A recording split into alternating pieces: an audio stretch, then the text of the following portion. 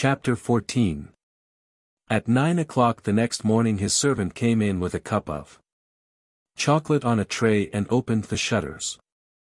Dorian was sleeping quite peacefully, lying on his right side, with one hand underneath his cheek. He looked like a boy who had been tired out with play or study. The man had to touch him twice on the shoulder before he woke, and as he opened his eyes a faint smile passed across his lips, as though he had been lost in some delightful dream. Yet he had not dreamed at all.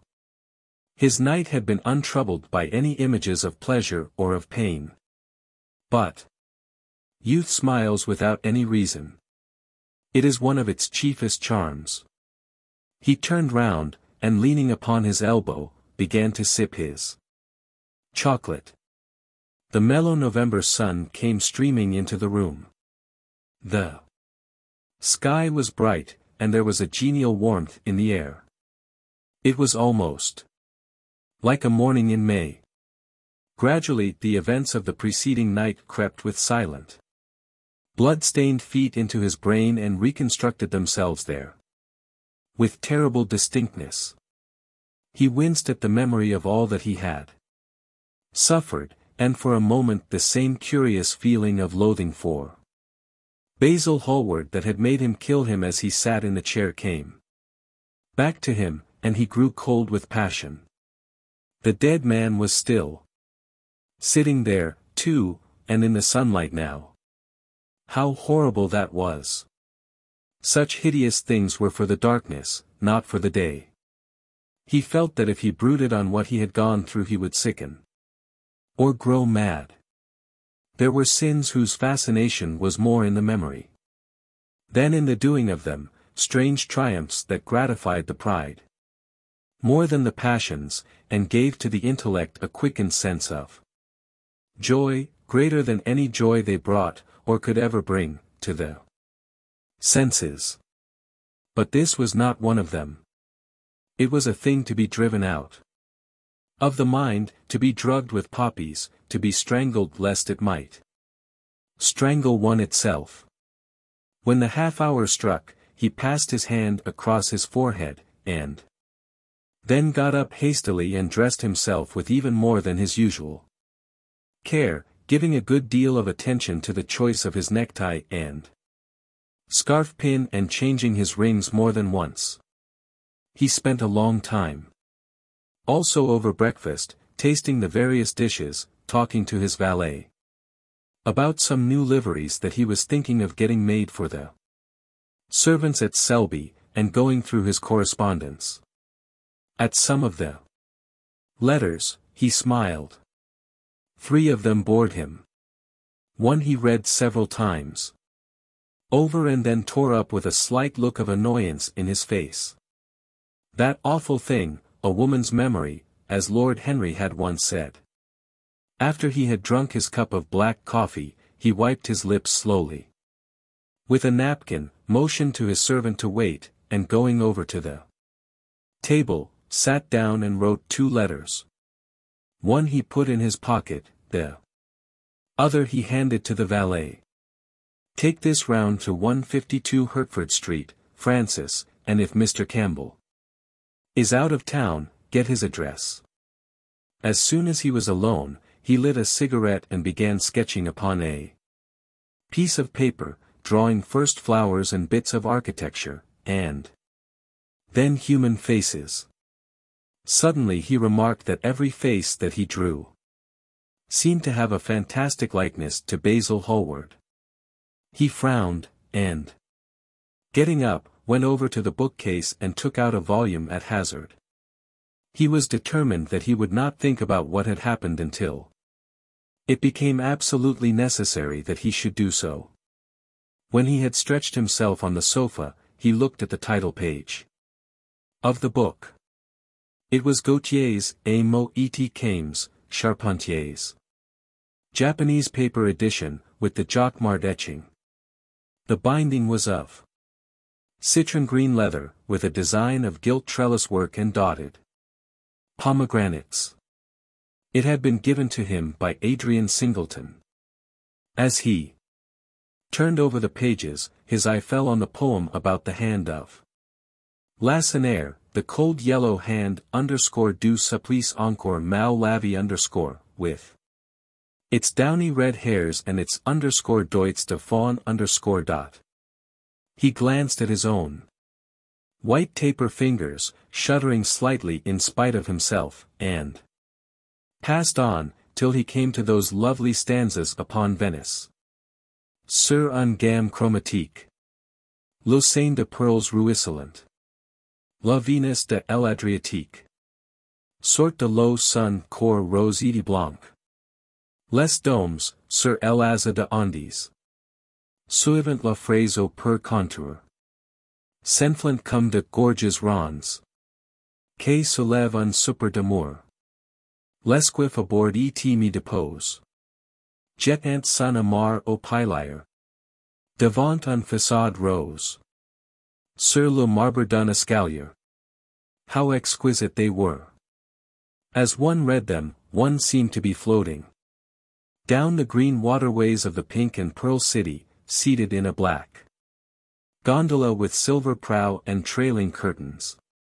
The mere lines looked to him like those straight lines of turquoise blue that follow one as one pushes out to the Lido. The sudden flashes of color reminded him of the gleam of the opaline iris-throated birds that flutter round the tall honeycombed campanile, or stalk, with such stately grace, through the dim, dust-stained arcades. Leaning back with half-closed eyes, he kept saying over and over to himself, Devant un façade rose. Sur le marbre d'un escalier. The whole of Venice was in those two lines. He remembered the autumn that he had passed there, and a wonderful love that had stirred him to mad delightful follies. There was romance in every place. But Venice, like Oxford, had kept the background for romance, and, to the true romantic, background was everything, or almost everything. Basil had been with him part of the time, and had gone wild over Tintoret. Poor Basil! What a horrible way for a man to die! He sighed, and took up the volume again, and tried to forget. He read of the swallows that fly in and out of the little cafe at Smyrna, where the Hajis sit counting their amber beads and the turbaned merchants smoke their long tasseled pipes and talk gravely to each other. He read of the obelisk in the Place de la Concorde that weeps tears of granite in its lonely sunless exile and longs to be back by the hot, lotus-covered Nile, where there are sphinxes, and rose-red ibises, and white vultures with gilded claws, and crocodiles with small beryl eyes that crawl over the green steaming mud. He began to brood over those verses which, drawing music from kiss-stained marble, tell of that curious statue that Gautier compares to a contralto voice, the _monstre charmant _ that couches in the porphyry room of the Louvre. But after a time the book fell from his hand. He grew nervous, and a horrible fit of terror came over him. What if Alan Campbell should be out of England? Days would elapse before he could come back. Perhaps he might refuse to come. What could he do then? Every moment was of vital importance.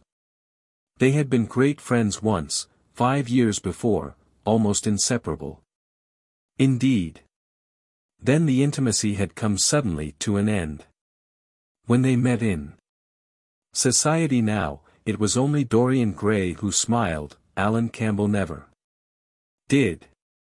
He was an extremely clever young man, though he had no real appreciation of the visible arts, and whatever little sense of the beauty of poetry he possessed he had gained entirely from Dorian.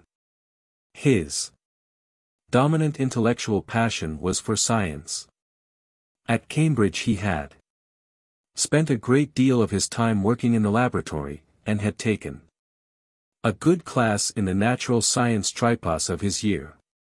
Indeed, he was still devoted to the study of chemistry, and had a laboratory of his own in which he used to shut himself up all day long, greatly to the annoyance of his mother, who had set her heart on his standing for Parliament and had a vague idea that a chemist was a person who made up prescriptions.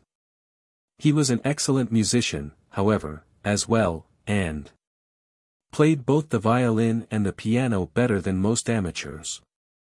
In fact, it was music that had first brought him and Dorian Gray together, music and that indefinable attraction that Dorian seemed to be able to exercise whenever he wished, and, indeed, exercised often, without being conscious of it. They had met at Lady Berkshire's the night that Rubinstein played there, and after that used to be always seen together at the opera and wherever good music was going on. For 18 months their intimacy lasted. Campbell was always either at Selby Royal or in Grosvenor Square. To him, as to many others, Dorian Gray was the type of everything that is wonderful and fascinating in life. Whether or not a quarrel had taken place between them no one ever knew. But suddenly people remarked that they scarcely spoke when they met, and that Campbell seemed always to go away early from any party at which Dorian Gray was present. He had changed, too, was strangely melancholy at times, appeared almost to dislike hearing music, and would never himself play, giving as his excuse, when he was called upon, that he was so absorbed in science that he had no time left in which to practice. And this was certainly true. Every day he seemed to become more interested in biology, and his name appeared once or twice in some of the scientific reviews in connection with certain curious experiments. This was the man Dorian Gray was waiting for. Every second he kept glancing at the clock. As the minutes went by he became horribly agitated. At last he got up and began to pace up and down the room, looking like a beautiful caged thing. He took long stealthy strides. His hands were curiously cold. The suspense became unbearable. Time seemed to him to be crawling with feet of lead, while he by monstrous winds was being swept towards the jagged edge of some black cleft of precipice. He knew what was waiting for him there, saw it, indeed, and, shuddering, crushed with dank hands his burning lids as though he would have robbed the very brain of sight, and driven the eyeballs back into their cave. It was useless.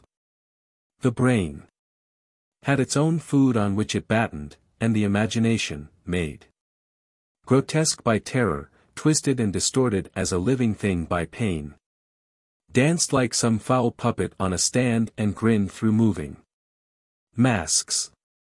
Then, suddenly, time stopped for him. Yes, that blind, slow-breathing thing crawled no more, and horrible thoughts, time being dead, raced nimbly on in front, and dragged a hideous future from its grave, and showed it to him. He stared at it. Its very horror made him stone. At last the door opened and his servant entered. He turned glazed eyes upon him. "Mr. Campbell, sir," said the man. A sigh of relief broke from his parched lips, and the color came back to his cheeks. "Ask him to come in at once, Francis." He felt that he was himself again. His mood of cowardice had passed away. The man bowed and retired. In a few moments, Alan Campbell walked in, looking very stern and rather pale, his pallor being intensified by his coal-black hair and dark eyebrows. "Alan, this is kind of you." I thank you for coming. I had intended never to enter your house again, Gray. But you said it was a matter of life and death. His voice was hard and cold. He spoke with slow deliberation. There was a look of contempt in the steady, searching gaze that he turned on Dorian. He kept his hands in the pockets of his astrakhan coat, and seemed not to have noticed the gesture with which he had been greeted. Yes, it is a matter of life and death, Alan, and to more than one person. Sit down.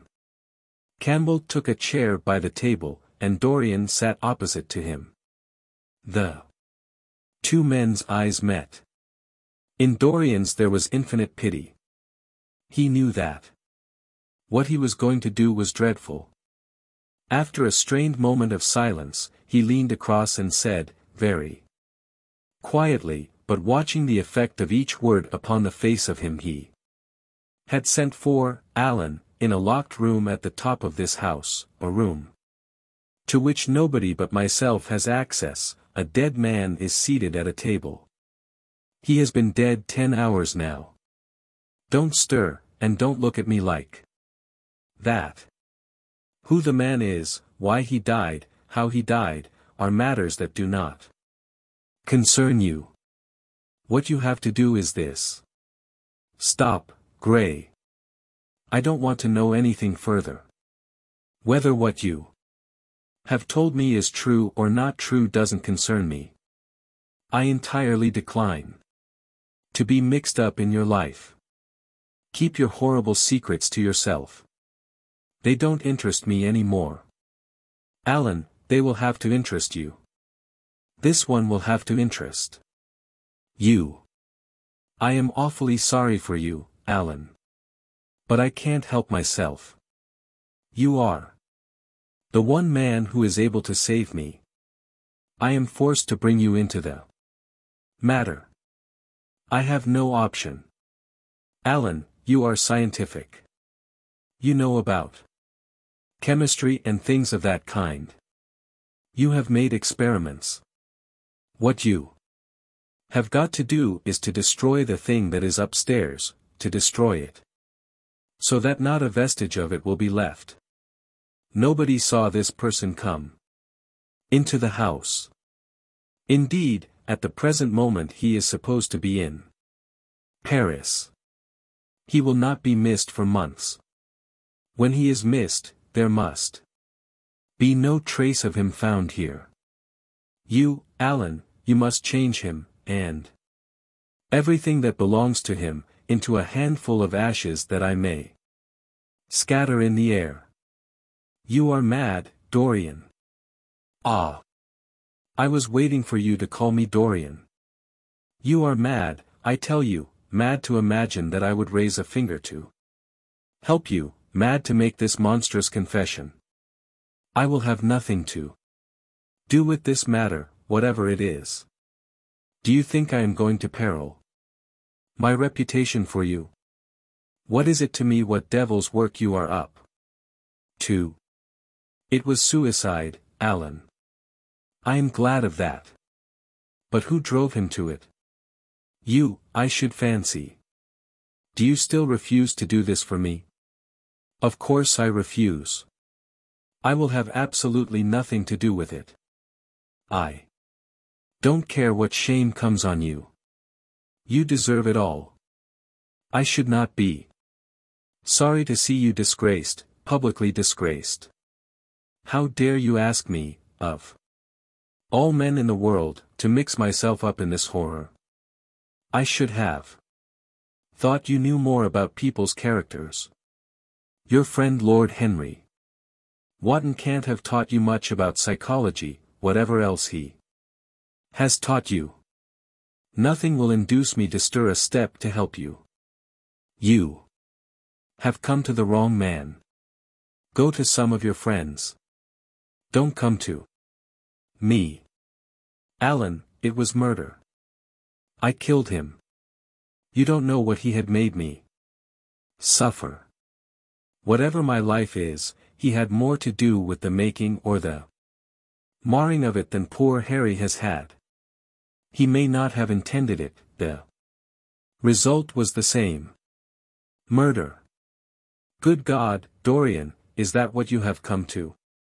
I shall not inform upon you. It is not my business. Besides, without my stirring in the matter, you are certain to be arrested. Nobody ever commits a crime without doing something stupid. But I will have nothing to do with it. You must have something to do with it. Wait a moment, listen to me. Only listen, Alan. All I ask of you is to perform a certain scientific experiment. You go to hospitals and dead houses, and the horrors that you do there don't affect you. If in some hideous dissecting room or fetid laboratory you found this man lying on a leaden table with red gutters scooped out in it for the blood to flow through, you would simply look upon him as an admirable subject. You would not turn a hair. You would not believe that you were doing anything wrong. On the contrary, you would probably feel that you were benefiting the human race, or increasing the sum of knowledge in the world, or gratifying intellectual curiosity, or something of that kind. What I want you to do is merely what you have often done before. Indeed, to destroy a body must be far less horrible than what you are accustomed to work at. And, remember, it is the only piece of evidence against me. If it is discovered, I am lost, and it is sure to be discovered unless you help me. I have no desire to help you. You forget that. I am simply indifferent to the whole thing. It has nothing to do with me. Alan, I entreat you. Think of the position I am in. Just before you came I almost fainted with terror. You may know terror yourself some day. No. Don't think of that. Look at the matter purely from the scientific point of view. You don't inquire where the dead things on which you experiment come from. Don't inquire now. I have told you too much as it is. But I beg of you to do this. We were friends once. Alan. Don't speak about those days, Dorian, they are dead. The dead linger sometimes. The man upstairs will not go away. He is sitting at the table with bowed head and outstretched arms. Alan. Alan. If you don't come to my assistance, I am ruined. Why, they will hang me, Alan. Don't you understand? They will hang me for what I have done. There is no good in prolonging this scene. I absolutely refuse to do anything in the matter. It is insane of you to ask me. You refuse? Yes. I entreat you, Alan. It is useless. The same look of pity came into Dorian Gray's eyes. Then he stretched out his hand, took a piece of paper, and wrote something on it. He read it over twice, folded it carefully, and pushed it across the table. Having done this, he got up and went over to the window. Campbell looked at him in surprise, and then took up the paper, and opened it. As he read it, his face became ghastly pale and he fell back in his chair. A horrible sense of sickness came over him. He felt as if his heart was beating itself to death in some empty hollow. After 2 or 3 minutes of terrible silence, Dorian turned round and came and stood behind him, putting his hand upon his shoulder. I am so sorry for you, Alan, he murmured, but you leave me no alternative. I have a letter written already. Here it is. You see the address. If you don't help me, I must send it If you don't help me, I will send it. You know what the result will be. But you are going to help me.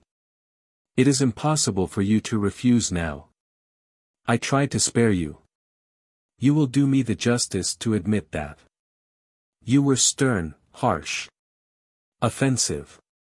You treated me as no man has ever dared to treat me, no living man, at any rate. I bore it all. Now it is for me to dictate terms. Campbell buried his face in his hands, and a shudder passed through him. Yes, it is my turn to dictate terms, Alan. You know what they are. The thing is quite simple. Come, don't work yourself into this fever. The thing has to be done. Face it, and do it. A groan broke from Campbell's lips and he shivered all over. The ticking of the clock on the mantelpiece seemed to him to be dividing time into separate atoms of agony, each of which was too terrible to be borne. He felt as if an iron ring was being slowly tightened round his forehead, as if the disgrace with which he was threatened had already come upon him. The hand upon his shoulder weighed like a hand of lead. It was intolerable. It seemed to crush him. Come, Alan, you must decide at once. I cannot do it, he said, mechanically, as though words could alter things. You must. You have no choice. Don't delay. He hesitated a moment. Is there a fire in the room upstairs? Yes, there is a gas fire with asbestos. I shall have to go home and get some things from the laboratory. No, Alan, you must not leave the house. Write out on a sheet of notepaper what you want and my servant will take a cab and bring the things back to you. Campbell scrawled a few lines, blotted them, and addressed an envelope to his assistant. Dorian took the note up and read it carefully. Then he rang the bell and gave it to his valet, with orders to return as soon as possible and to bring the things with him. As the hall door shut, Campbell started nervously, and having got up from the chair, went over to the chimney-piece. He was shivering with a kind of ague. For nearly 20 minutes, neither of the men spoke. A fly buzzed noisily about the room, and the ticking of the clock was like the beat of a hammer.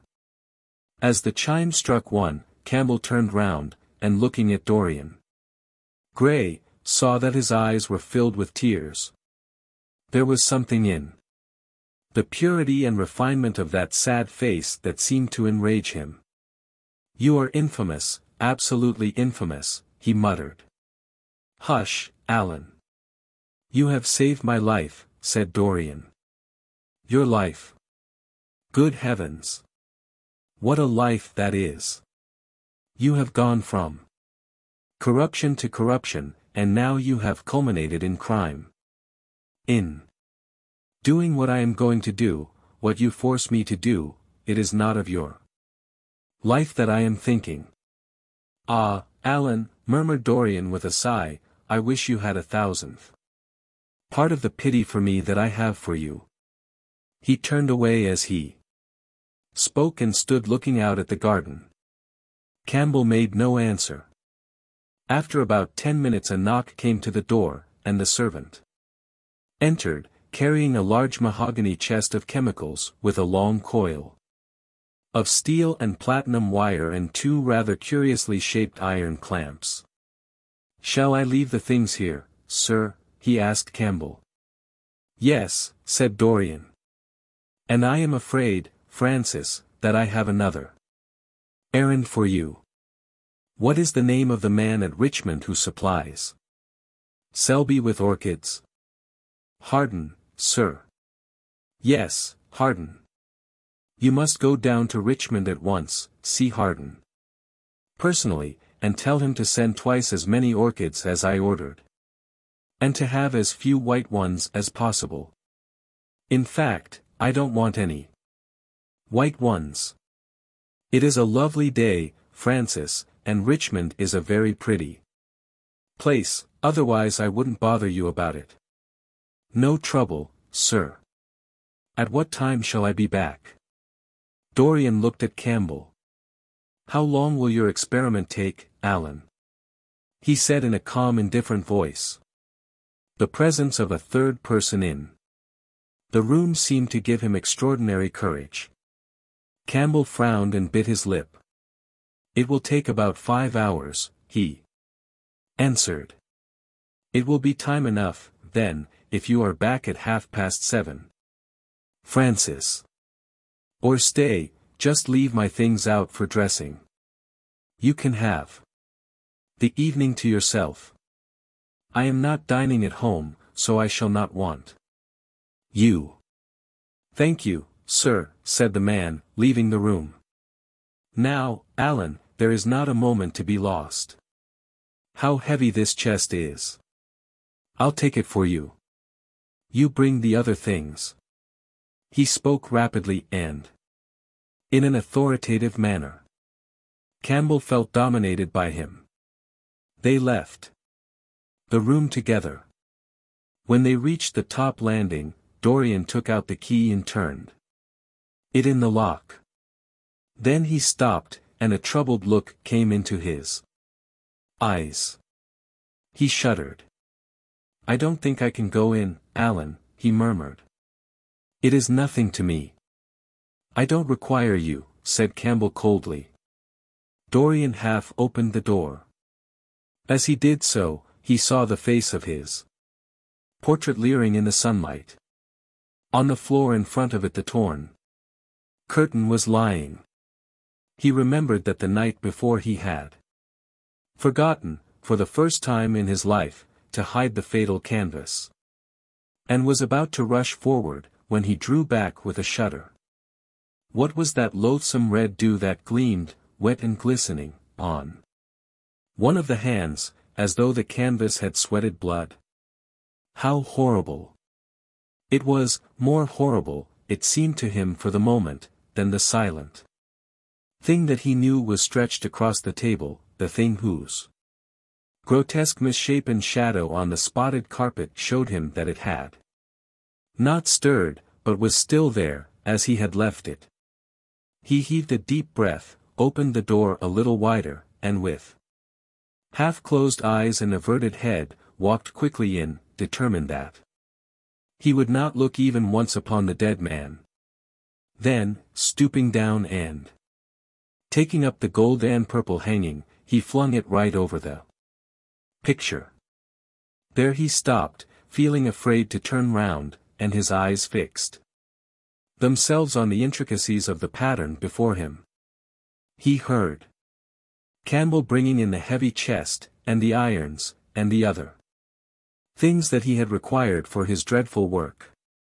He began to wonder if he and Basil Hallward had ever met, and, if so, what they had thought of each other. Leave me now, said a stern voice behind him. He turned and hurried out, just conscious that the dead man had been thrust back into the chair and that Campbell was gazing into a glistening yellow face. As he was going downstairs, he heard the key being turned in the lock. It was long after 7 when Campbell came back into the library. He was pale, but absolutely calm. I have done what you asked me to do, he muttered. And now, goodbye. Let us never see each other again. You have saved me from ruin, Alan. I cannot forget that, said Dorian. Simply. As soon as Campbell had left, he went upstairs. There was a horrible smell of nitric acid in the room. But the thing that had been sitting at the table was gone.